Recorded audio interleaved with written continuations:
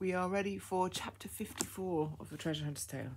The men packed up all their finds and kept them wrapped in Freddie's cloak, for it was a warm evening and he didn't mind not having to carry it. Mr. Save-by-Grace wisely rode in the cart again, and the men made their way back to the town. Freddie all the time keeping his hands over the rings, worried in case they might fall out of his pocket. The journey home was pleasant and uneventful, which was a great relief, as the men all secretly suspected an attack of some kind, so full was their cart with treasures. When they got back to the town of Restored, they went their separate ways. It was decided that the majority of the treasure should be kept with the two hunters, Mr. Save-by-Grace and Mr. Ears-to-Hear, and Freddie should just take the rings with him. Freddie made his goodbyes to the two gentlemen and walked back off home, but stopped by the little house that was soon to be his family home to give Miss Be of Good Courage the ring with the sapphire in it for an engagement ring. He picked some flowers for her and got down on one knee when he arrived, after he had said his first hello.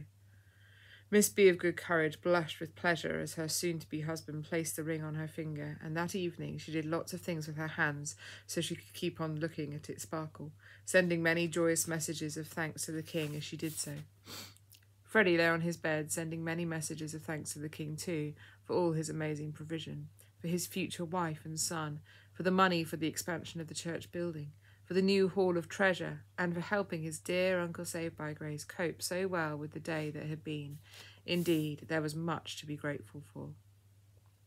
Then Freddie asked for help to be a good and godly husband to Miss Be of Good Courage, and a loving father to little Zeke, and that he too would grow up to know and love the king. He prayed for help with the wedding preparations and thanked the king for how many people had come forward to offer their time and energy, as planning a wedding celebration with months to go is a lot of work. Planning one in a week is something else. The wedding day dawned bright and sunny. There were a few clouds in the sky, but the white fluffy kind that don't make you think of rain. Miss Be of Good Courage had had a fairly disturbed night with Zeke, who seemed to be rather uncomfortable with colic. But about 2 o'clock in the morning, dear Miss Wait-on-the-Lord had come into her room and taken him, saying, "Now you rest, my dear. We can't have you all bleary-eyed and yawning for your wedding day." Miss Be of Good Courage smiled lovingly at her dear friend and thanked her. Then she got under the covers and fell asleep, knowing that Zeke was in safe hands, and knowing that all those she loved were in safe hands too, for there are no hands safer than the king's. And so, after a nice rest, Miss Be of Good Courage was up and washed and ready before the sun had fully risen.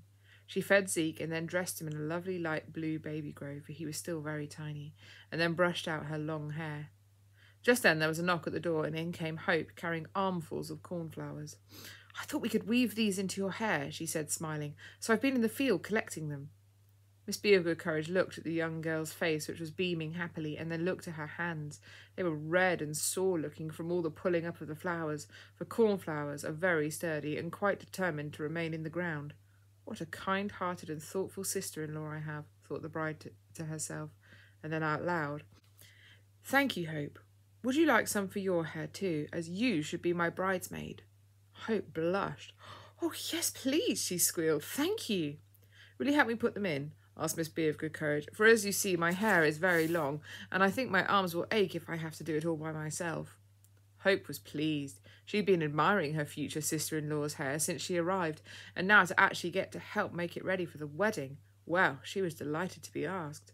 "Oh, yes, please," she said, and got to work at once, for Miss Be of Good Courage's hair was really very long, having not been cut for a good few years.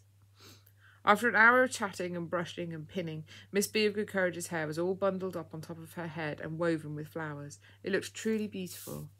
Then the bride had great pleasure in brushing out and preparing her bridesmaid's hair too, and there were a few flowers left after doing Hope's hair for a buttonhole for Freddie, which Hope was sent off with.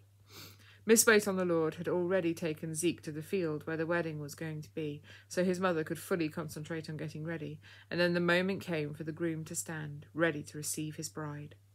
The town musicians struck up with a happy summery tune, and then Freddie's bride walked down the aisle in the dress her future mother-in-law had worn on her wedding day. The wedding was a lovely day, full of joy and thanksgiving, and the cake that the baker made was delicious.